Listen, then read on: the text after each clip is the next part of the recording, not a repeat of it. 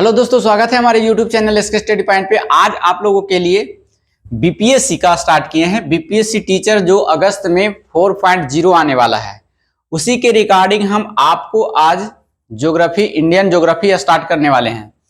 तो आज से चलिए हमारे साथ आप जुड़ जाइए और उसे टारगेट लेके चलना है। कौन? अगस्त वाले में, क्योंकि अगस्त वाले में टीचर की वैकेंसी आएगी। तो यहीं से हम आपको शुरुआत से लेकर चलते हैं, मतलब जीरो लेवल से लेकर चलते हैं और आपको इसमें बहुत इंटरेस्ट आने वाला है। थोड़ा सा शुरुआत में दिक्कत लगेगा, लेकिन फिर बीच में जाएंगे तो आपको कंटेंट पता लगेगा कि कितने डीप में जा रहा है। तो चलिए, और डीप में जब तक नहीं पढ़ेंगे आप तो फिर टीचर नहीं हो पाएगा, क्योंकि टीचर वाले क्वेश्चन जो होते हैं 5 ऑप्शन वाले होते हैं, जो बहुत डीप से पूछा जाता है। तो चलिए, आज हम आपको जो है इंडियन ज्योग्राफी के बारे में बताते हैं जीरो लेवल से। क्योंकि इसमें ज्योग्राफी की बात करें तो ज्योग्राफी 2-3 पार्ट में बटा हुआ है, जैसे वर्ल्ड ज्योग्राफी है, फिजिकल ज्योग्राफी है और उसके बाद इंडियन ज्योग्राफी है। तो ये सभी ज्योग्राफी हम आपको बारी बारी से पढ़ाएंगे, लेकिन फिलहाल जहां से क्वेश्चन अधिक पूछे जाते हैं उसको पहले करेंगे। इंडियन ज्योग्राफी बहुत इंपॉर्टेंट है। तो चलिए, आज इसको बेसिक से शुरुआत कर लेते हैं। इंडियन ज्योग्राफी में सबसे पहले हम जानेंगे आपको अक्षांश के बारे में, इसके बारे में, अक्षांश के बारे में, लैटिट्यूड के बारे में। इससे पहले जान लीजिएगा कि हम लोग बचपन से पढ़ते आ रहे हैं कि पृथ्वी का आकार नारंगी की तरह गोल है, लेकिन कंपटीशन में पूछ देता है, नारंगी परंगी नहीं देता है, कहता है पृथ्वी का आकार है किसके जैसा है। तो जियोड याद रखिएगा, जियोड के आकार का है, पृथ्वी का आकार जियोड के आकार का है। अगर हम पृथ्वी के ठीक बीच में क्षैतिज रूप से पूरब के पश्चिम की ओर आते हैं, पृथ्वी मान लिया जाए पृथ्वी है और इधर पूरब है, इधर पश्चिम है, इधर उत्तर और इधर दक्षिण है। तो अगर हम पूरब से पश्चिम की ओर आते हैं पृथ्वी के ठीक बीचों बीच से क्षैतिज रूप से, तो एक रेखा बनती है। तो वह रेखा जो है वह कहलाती है भूमध्य रेखा, या इसी रेखा का दूसरा नाम है विषुवत रेखा, या इंग्लिश में कहें तो इक्वेटर भी कहा जाता है। विषुवत रेखा के उत्तरी भाग को उत्तरी गोलार्ध कहा जाता है और निचली भाग को निचली गोलार्ध कहा जाता है। अर्थात हम मान लिया जाए कि पृथ्वी को हम अगर विषुवत रेखा के समानांतर, मतलब विषुवत रेखा के बीच से अगर हम पृथ्वी को 2 भागों में, बराबर भागों में अगर डिवाइड करें, तो पृथ्वी 2 भाग में बट जाती है। अगर ऊपर वाला पार्ट रहता है उसको उत्तरी गोलार्ध कहा जाता है और नीचे वाला जो पार्ट होता है उसको दक्षिणी गोलार्ध कहा जाता है। उसके साथ साथ पृथ्वी पर स्थित बिंदु पृथ्वी के केंद्र पर जो कोण बनाती है उसे अक्षांश कहते हैं। देखिए, अक्षांश यहाँ अलग है और अक्षांश रेखा अलग है। दोनों आपसे क्वेश्चन पूछा जाता है कि अक्षांश की संख्या कितनी है और अक्षांश रेखाएं की संख्या कितनी है। तो जान लीजिए, पृथ्वी पर स्थित बिंदु, मान लीजिए पृथ्वी है, पृथ्वी पर एक बिंदु यहाँ है 5 डिग्री नॉर्थ पर, फिर है 60 डिग्री नॉर्थ पर, फिर यहाँ पर है 5 डिग्री नॉर्थ पर, 60 डिग्री नॉर्थ पर। फिर उसी प्रकार से हम साउथ में आएंगे तो साउथ में 20 डिग्री साउथ और 20 डिग्री साउथ। तो यहाँ पर जो पॉइंट बनता है, पृथ्वी पर जो कोण बनाता है वह अक्षांश कहा जाता है। उसे क्या कहा जाता है? अक्षांश कहा जाता है। लेकिन अगर इक्वेटर के समानांतर हम रेखा खींचते हैं तब वह होता है अक्षांश रेखा कहलाता है। तो दोनों आप याद रखिएगा, पृथ्वी पर स्थित बिंदु के केंद्र पर जो कोण बनता है वह अक्षांश हो गया, और अक्षांश रेखा कहते हैं कि समान अक्षांशीय कोण वाले बिंदु को मिलाने वाली रेखा जो विषुवत रेखा के समानांतर है। तो विषुवत रेखा के जो समानांतर रेखा होगी वह अक्षांश रेखा होगी। तो दोनों बात आपका क्लियर हो गया। अब इसमें पूछ देता है कि बताइए कि कुल अक्षांश की संख्या कितनी है। देखिए, मान लिया जाए पृथ्वी है और यह हमारा इक्वेटर है, इक्वेटर है।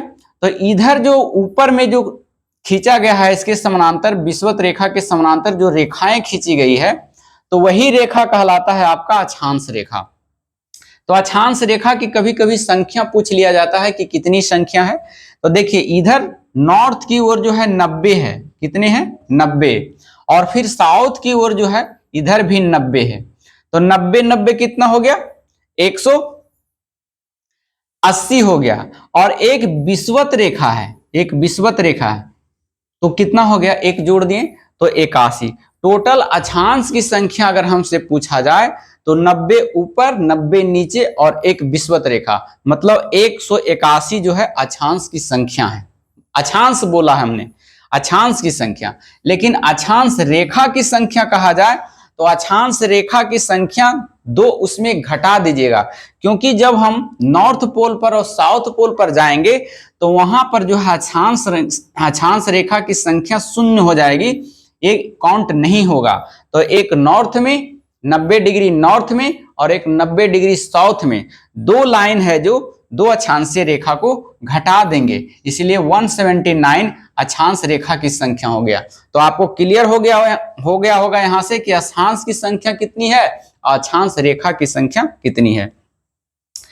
उसके साथ साथ हम फिर बात करेंगे, आप अक्षांश रेखा एक दूसरे के समानांतर होती है। सब पॉइंट आपको नोट करना है तो नोट करते जाइएगा, क्योंकि अक्षांश रेखा जो होती है यह अक्षांश रेखा समानांतर होती है किसके, विषुवत रेखा के समानांतर होती है।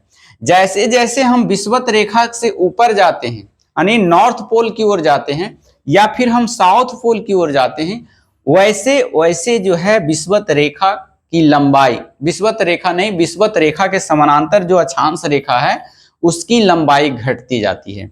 देखिए यहां पर है जो विषुवत रेखा है, विषुवत रेखा से आगे गए तो इसकी लंबाई कुछ और हो गया, घट के और ऊपर जाएंगे थोड़ा और घट जाएगा, और ऊपर जाएंगे तो थोड़ा और घट जाएगा, फिर ऊपर जाएंगे तो और घट जाएगा। एक समय ऐसा आ जाएगा जब 90 डिग्री हम पोल पर चले जाएंगे तो इसकी संख्या क्या हो जाएगी, नगण्य हो जाएगी, शून्य हो जाएगी। तो घटते जाती है, चाहे नॉर्थ उत्तरी गोलार्ध में जाइए या फिर दक्षिणी गोलार्ध में जाइए, इस समानांतर रेखा विषुवत रेखा के समानांतर जो रेखाएं होती है अक्षांश रेखाएं, उसकी संख्या उसकी लंबाई घटती जाती है। अब यहां से क्वेश्चन पूछा जाता है आपको कि अक्षांश रेखा एक दूसरे को नहीं काटती है, ये भी क्वेश्चन पूछा जाता है। जब भी पृथ्वी है, पृथ्वी जो है पृथ्वी के समानांतर विषुवत रेखा जो है समानांतर है, कभी भी है जो एक दूसरे को डिवाइड नहीं करती है, काटती नहीं है। तो ये भी पॉइंट आपको याद रखना है। चलिए अब की बात है, हम अगर बात करें पृथ्वी की, तो पृथ्वी कितनी डिग्री अक्षांश पर झुकी हुई है। तो पृथ्वी जो हमारे अक्षांश पर झुकी हुई है वह 23.5 डिग्री अक्षांश पर झुकी हुई है। 23.5 डिग्री पृथ्वी कितने डिग्री अक्षांश पर झुकी हुई है, तो 23.5 डिग्री पर झुकी हुई है। लेकिन अगर कच्छ पर कहे तो 66.5 डिग्री कच्छ पर झुकी हुई है ना। पृथ्वी अपने अक्ष पर 23.5 डिग्री और कच्छ पर 66.5 डिग्री पर झुका हुआ है, ये आप नोट कर लेंगे। चलिए इसके साथ साथ हम अभी बात करेंगे, क्योंकि आज अक्षांश रेखा से शुरुआत किए हैं, आज अक्षांश रेखा हो जाएगा, उसके बाद कल देशांतर रेखा हो जाएगा, आपका क्लियर हो जाएगा।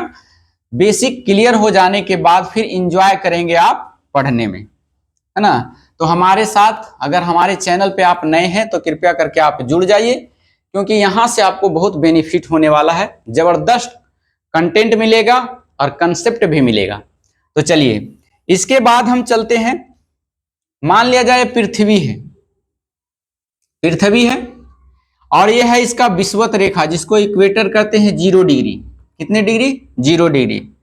हम 0 डिग्री से 23.5 डिग्री पर जाते हैं, 23.5 डिग्री पर जाते हैं, तो यहां पर है कर्क रेखा। कौन सा रेखा है, कर्क रेखा होता कहा जाता है। नॉर्थ में जाते हैं तो ध्यान दीजिएगा, विषुवत रेखा से हम 23.5 डिग्री नॉर्थ की ओर जाते हैं तो वहां पर है एक कर्क रेखा। वहीं हम विषुवत रेखा से 23.5 डिग्री पर हम साउथ की ओर जाते हैं तो यहां पर होता है मकर रेखा, मकर रेखा होता है। तो दोनों याद रखिएगा। फिर अगर हम विषुवत रेखा से 66.5 डिग्री की ओर जाएंगे तो फिर अलग रेखा मिलेगा। कौन सा रेखा मिलेगा, तो इसको आर्कटिक वृत्त कहा जाता है। इसमें 66.5 डिग्री पर हम जाएंगे, 66.5 डिग्री नॉर्थ में, तो आर्कटिक वृत्त होता है, आर्कटिक वृत्त। और वही हम 66.5 डिग्री साउथ में अगर हम जाते हैं, साउथ में, तो यहां पर जो होता है अंटार्कटिक वृत्त होता है, अंटार्कटिक। तो दोनों याद रखिएगा, ये सभी आपसे पूछा जाता है। क्या किया जाता है? पूछा जाता है। चलिए, तो इसे ये सभी आपको बेसिक नॉलेज दे रहे हैं, यहां से आपका क्वेश्चन पूछ लिया जाता है, तो यहां से आप लोग ध्यान देंगे। फिर से एक बार देख लीजिए, अगर हम विषुवत रेखा इक्वेटर से 23.5 डिग्री नॉर्थ जाते हैं तो कर्क रेखा, और अगर हम साउथ जाते हैं तो वह मकर रेखा कहलाता है। फिर अगर हम विषुवत रेखा से 66.5 डिग्री नॉर्थ जाते हैं तो आर्कटिक वृत्त होता है, और 66.5 डिग्री साउथ जाते हैं तो अंटार्कटिक वृत्त होता है। तो ये सभी बेसिक आपको याद रखना है। चलिए आगे की बात करेंगे हम कटिबंध की। कटिबंध भी पूछ देता है। देखिए, मान लिया जाए कि यह हमारा पृथ्वी है, पृथ्वी है और ये हमारा है इक्वेटर, विषुवत रेखा 0 डिग्री।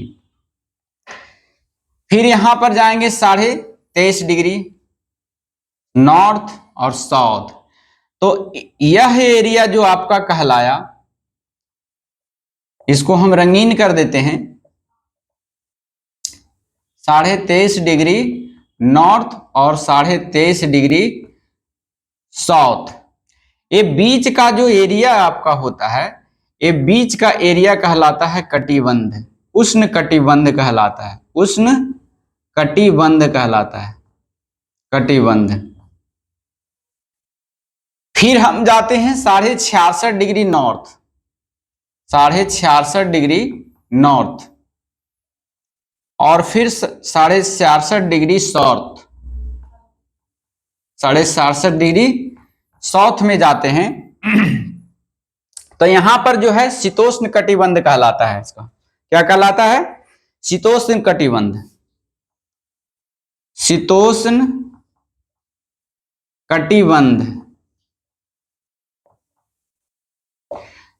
इस एरिया को नाम रखा गया है शीतोष्ण कटिबंध। तो 66.5 डिग्री नॉर्थ में भी शीतोष्ण कटिबंध होता है, और 66.5 डिग्री साउथ में भी शीतोष्ण कटिबंध होता है, शीतोष्ण कटिबंध होता है। उसके बाद है 90 डिग्री पर हम जाते हैं, 90 डिग्री नॉर्थ और फिर 90 डिग्री साउथ, है ना। तो इस क्षेत्र को जो कहा जाता है वह शीत कटिबंध कहा जाता है, शीत कटिबंध।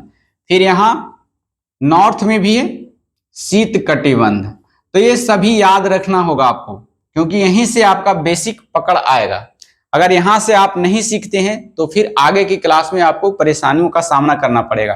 तो ये सब बेसिक है, ये सब आप शायद जानते भी होंगे, फिर भी हम बताने का पूरा प्रयास कर रहे हैं ताकि आपका कोई कंफ्यूज यहां से ना रहे। क्योंकि आप जिसकी तैयारी करने जा रहे हैं, टीचर बनने जा रहे हैं, तो उसमें जो है लेवल का क्वेश्चन पूछा जाता है। और सिर्फ टीचर का ही नहीं, आपको यह पढ़ाने में, जब आप अपने विद्यालय में सिलेक्ट हो जाएंगे, वहां पढ़ाने के लिए जाएंगे, तो वहां भी यह काम करेगा और यही चीज को आपको पढ़ाना पड़ेगा। आप अगर SST लिए हुए हैं, तो अगर आपका सब्जेक्ट ज्योग्राफी है तो आपको यहाँ ऐसी चीजें आपको पढ़ाने को भी मिलेगा स्कूल में। तो यहाँ से भी आप कंसेप्ट बनाकर रखें ताकि आगे भी काम चले।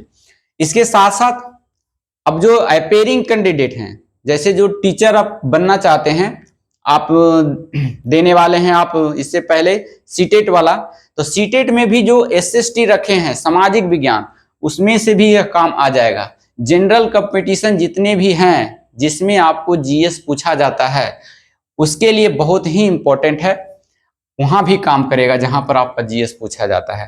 तो ये सभी आपको याद रखना है। उसके बाद याद क्या रखना है आपको, बने रहेंगे हमारे साथ वीडियो में। अब पूछा जाता है दो अक्षांशीय रेखा के बीच की दूरी कितनी होती है, यह क्वेश्चन पूछा जाता है। तो देखिए, एक अक्षांश रेखा ए होगा, एक अक्षांश रेखा ए होगा, या फिर नीचे होगा, बहुत सारे अक्षांश रेखा है, हो सकता है इसमें। तो दो अक्षांश रेखा के बीच की दूरी जो होती है वह 111 किलोमीटर होता है। इसको याद रखना बहुत इंपॉर्टेंट है। इसको क्या करना है, याद रखना है। पूछ देगा कि दो अक्षांश रेखा के बीच की दूरी कितनी किलोमीटर होती है, तो 111 किलोमीटर होती है। अच्छा, दो अक्षांश रेखा के बीच के स्थान को क्या नाम से जाना जाता है, तो उसको कटिबंध कहा जाता है या जोन कहा जाता है। याद रखेंगे आप कि दो अक्षांश रेखा के बीच की दूरी तो होता है 111 किलोमीटर, लेकिन जो दो अक्षांश रेखा के बीच की जो स्थान है उसे किस नाम से जाना जाता है, तो उसे कटिबंध कहा जाता है, कटिबंध या इंग्लिश में जोन कहा जाता है। तो ये दोनों पॉइंट आपको याद रखेंगे, एग्जाम के व्यू से आपको पूछा जाता है। और जब भी अक्षांश रेखा होती है वह पूरब से पश्चिम की ओर चलती है। याद रखिएगा, आपको पूछ देगा कि निम्न में से कौन सा कथन सत्य है, अक्षांश रेखा पूरब से पश्चिम की ओर आती है या पश्चिम से पूरब की ओर जाती है या उत्तर से दक्षिण की ओर आती है या फिर दक्षिण से उत्तर की ओर जाती है। तो आपको याद रखना होगा, जब भी अक्षांश रेखा चलेगी वह पूरब से लेके पश्चिम की ओर चलेगी, ये ध्यान रखना है। और ऐसे भी पृथ्वी जो है क्या है, पश्चिम से लेके पूरब घूरती है। अगर पृथ्वी के घूरने की बात करें तो पृथ्वी पश्चिम से पूरब दिशा में घूरती है, तो इसे भी याद रखेंगे। तो इसी के साथ आपका आज जो है अक्षांश रेखा के बारे में आपको अच्छी तरह से समझ में आ गया होगा। अब हम कल आपको देशांतर रेखा के बारे में चर्चा करेंगे। वहां से आपका कंसेप्ट क्लियर हो जाने के बाद फिर आप चलेंगे हमारे इंडियन ज्योग्राफी में, अब भारत की प्रकृति के बारे में देखेंगे। तो हमारे साथ जुड़े रहेंगे। अगर हमारे चैनल पे नए हैं और हमारा वीडियो आपको बेनिफिट लगता है तो अपने दोस्तों के पास शेयर कर सकते हैं और लाइक करवा सकते हैं, आप भी लाइक कर सकते हैं। तो फिर मिलते हैं ऐसी वीडियो के साथ अगले क्लास में, जब तक के लिए धन्यवाद। Thank you so much, thank you for watching.